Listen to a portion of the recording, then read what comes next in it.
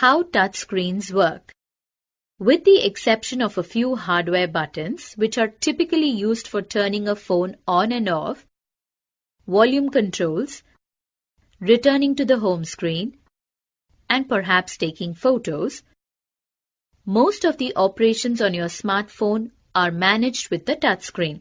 For example, to start an application, you tap on its on-screen icon. To dial a number, you use an on-screen keypad, tapping on numbers on the screen to dial them.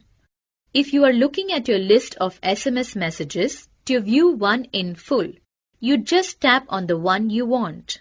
Though there are a variety of gestures that smartphones can use, some even involving using your whole hand. There are 6 key ones. 1. Tap. This is simply a quick touch of the screen. It is the simplest gesture there is. It's used to launch apps, select items, follow web links, and so on. It's the equivalent of a left click on your PC. 2. Tap and hold and drag. Touch a part of the screen and keep your finger in contact with the screen. The effect of this varies depending on the application. On your home screen, it can be used to move icons and widgets around. Tap and hold so that the icon appears to detach. Then drag it to where you want it. It might be used for similar drag and drop operations in other applications. 3. Scroll. Simply touch a part of the screen that doesn't have a button or link that would be triggered by a tap. Keep your finger in contact with the screen and move it up or down, left or right. This is most commonly used for scrolling.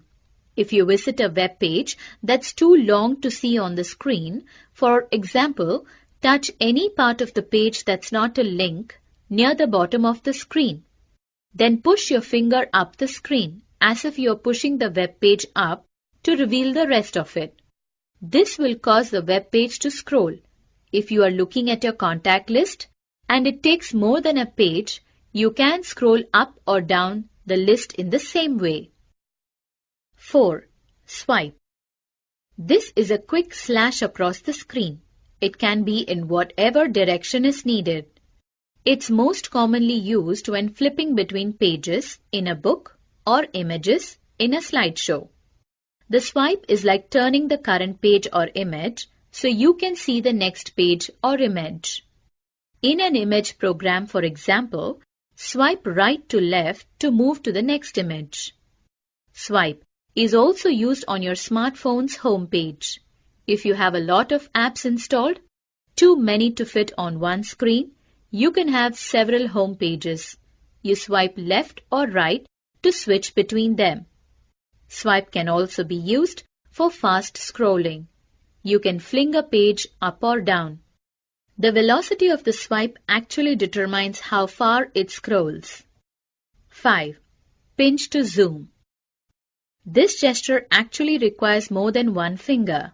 Place any 2 fingers around a part of the screen you want to enlarge or zoom out of. Then move the 2 fingers apart to zoom in. Enlarge that part of the screen or pinch them closer together to zoom out. You can think of it like squeezing or expanding the screen. It's often used in web browsers, allowing you to zoom in on part of the page that might not be clear or might have a link that's difficult to press. It's also used in image programs to zoom in and out of a photo. 6. Double tap. This gesture involves simply tapping on the screen twice in quick succession. It most often serves a similar function as pinch to zoom. In your web browser, double tap on a part of the page you want to zoom in on, which makes it easier to touch hyperlinks. Double tap again to zoom out. Don't worry if this all seems too much for now. Once you start using the phone, it will start to seem quite natural.